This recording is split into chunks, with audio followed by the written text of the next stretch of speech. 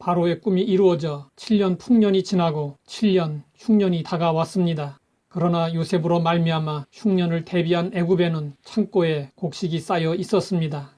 세상 모든 사람들에게 애굽의 총리에게 가면 양식을 구할 수 있다는 소문이 퍼졌습니다. 야곱은 애굽에 곡식이 있다는 말을 듣고 아들들에게 애굽에 가서 곡식을 사오라고 했습니다. 야곱의 말을 듣고 요셉의 형들이 곡식을 사려고 애굽으로 내려왔습니다. 요셉의 형들은 긴 기다림 끝에 애굽의 총리 요셉과 마주하게 되었습니다.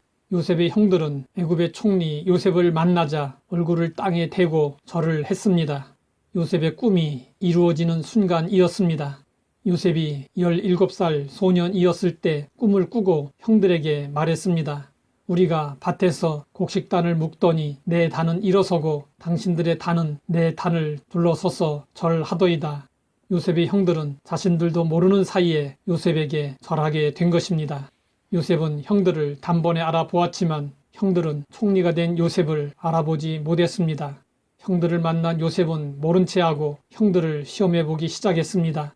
형들에게 엄한 말로 묻고 의도적으로 정탐꾼이라는 누명을 씌웠습니다. 궁지에 몰린 형들은 결백을 주장했습니다. 그러다가 가족 이야기까지 하게 되었습니다. 그런데 형들은 막내 동생은 아버지와 함께 있고 또 하나는 없어졌다고 말했습니다.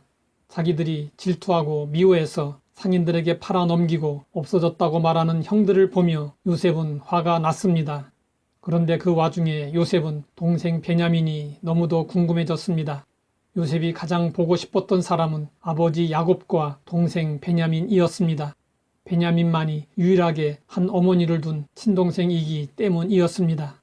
요셉은 베냐민에 대한 궁금증으로 인해 한 가지 꾀를 내게 되었습니다.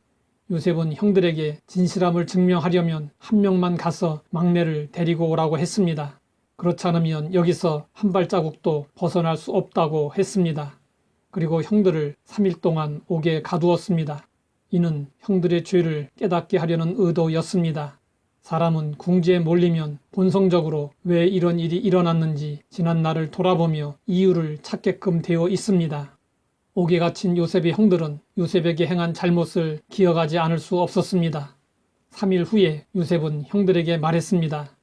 너희가 확실한 자들이면 너희 형제 중 한 사람만 그 옥에 갇히게 하고 너희는 곡식을 가지고 가서 너희 집안의 굶주림을 구하고 너희 막내 아우를 내게로 데리고 오라. 옥에 한 명만 남게 되는 일로 인해 요셉의 형들은 요셉을 홀로 구덩이에 넣었던 지난 일을 떠올리게 되었습니다.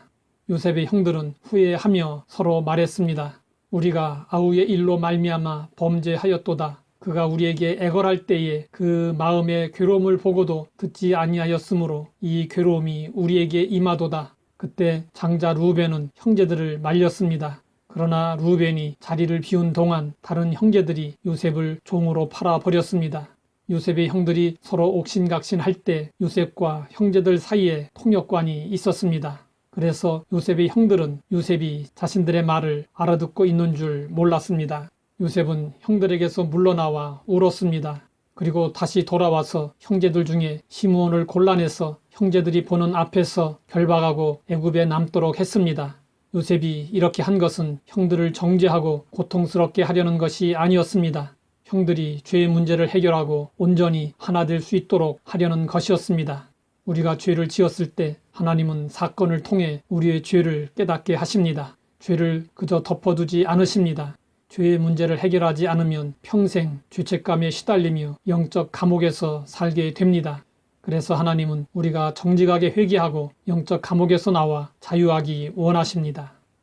하나님 아버지, 죄의 문제는 반드시 해결해야 함을 알게 하시니 감사합니다. 하나님 앞에서 진실된 회개를 함으로 죄책으로부터의 자유와 평안을 얻게 하옵소서. 예수님의 이름으로 기도드립니다.